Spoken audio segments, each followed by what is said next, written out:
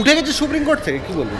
আমরা যারা ওকালতি করছি, আমরা যারা হাইকোর্টে ওকালতি করি, যারা সুপ্রিম কোর্টে ওকালতি করেন, আমরা আগেই বলেছিলাম যে মমতা বন্দ্যোপাধ্যায় মিথ্যা কথা বলছেন।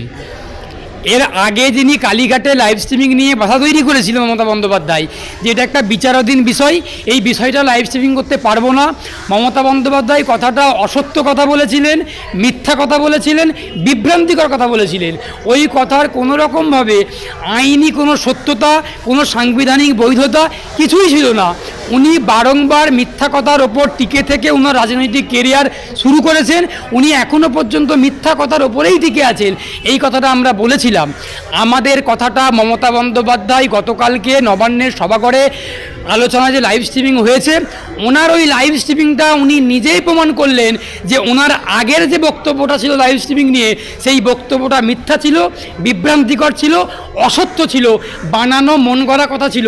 ওনার নিজের বক্তব্যকে নিজেই প্রতিষ্ঠিত করলেন যে আমি একজন প্রতিষ্ঠিত সার্টিফিকেট প্রাপ্ত মিথ্যাবাদী মমতা বন্দ্যোপাধ্যায়। গতকালকে নবান্নের সভাঘরে যে আলোচনাটা হয়েছে, সেই আলোচনার মধ্যে দিয়ে উনি প্রমাণ করে দিলেন যে উনি সত্যিই একজন প্রশিক্ষণপ্রাপ্ত সার্টিফিকেট প্রাপ্ত একজন মিথ্যাবাদী। আর কিছু বলবো না।